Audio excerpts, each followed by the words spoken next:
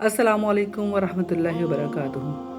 औज़ु बिल्लाहि मिनश शैतानिर रजीम। बिस्मिल्लाहिर्रहमानिर्रहीम। ज़िक्र किसे कहते हैं और इसकी कितनी अक़साम हैं? आइए कुरान और हदीस की रोशनी में देखते हैं। ज़िक्र की 3 अक़साम हैं जो हमें कुरान और सुन्नत से मिलती हैं। ज़िक्र कहते हैं याद दहानी को। नंबर 1, सबसे पहले तो कुरान को अज़्ज़िक्र कहा गया है।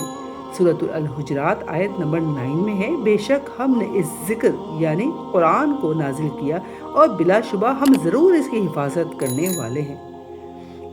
सूरतुल क़ाफ में आयत नंबर 45 में इरशाद बारी ताला है कि ए नबी सल्लल्लाहु अलैहि वसल्लम, कुरान के ज़रिए उसको नसीहत कीजिए जो मेरे अज़ाब से डरता हो। सूरतुल अल-क़मर आयत नंबर 17, 22, 32 और 40 में 4 बार अल्लाह रब्बुल इज़्ज़त ने यही बात दोहराई है। इरशाद बारी ताला है, और बिलाशुबा यकीनन हमने इस कुरान को नसीहत यानी ज़िक्र के लिए आसान कर दिया है, तो कोई है नसीहत कबूल करने वाला?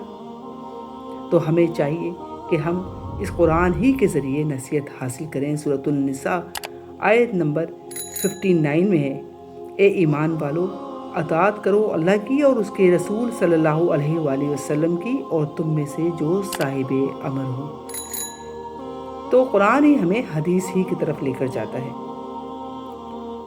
सूरत ताहा आयत नंबर 14 में दूसरी याद दहानी बताई गई है, यकीनन मैं ही अल्लाह हूँ, मेरे सिवा कोई माबूद नहीं, बस मेरी इबादत करो और मेरी याद के लिए नमाज कायम करो। दूसरी याद दहानी नमाज है। सूरत अल-बकरा आयत नंबर 45 और 153 में है, और सब्र और नमाज से मदद तलब करो, बेशक अल्लाह सब्र करने वालों के साथ है। इसी तरह सूरतुल जुमा आयत नंबर 9 में है कि ए ईमान वालों, जब जुमे का दिन नमाज के लिए अजान दी जाए तो अल्लाह के ज़िक्र की तरफ दौड़ो।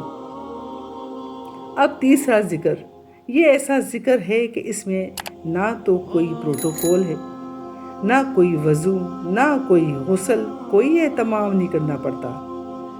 ये तीसरा ज़िक्र यानी याद दहानी सूरतुल आले इमरान आयत नंबर 191 में है कि अल्लाह के बंदे खड़े बैठे, अपनी करवटों या पहलुओं पर बैठे हर वक्त ही अल्लाह को याद करते हैं, यानी अल्लाह के बंदे हर हाल में अल्लाह को याद करते हैं।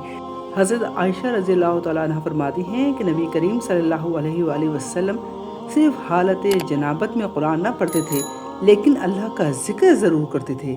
कुरान ही के अल्फाज या आयात जो आप ज़िक्र के तौर पर पढ़ते हैं या दुआएं, तमाम आप सल्लल्लाहु अलैहि वसल्लम हर हाल में पढ़ा करते थे। सूरतुर राद आयत नंबर 28 में है कि जो लोग ईमान लाए उनके दिल अल्लाह की याद से इत्मीनान पाते हैं।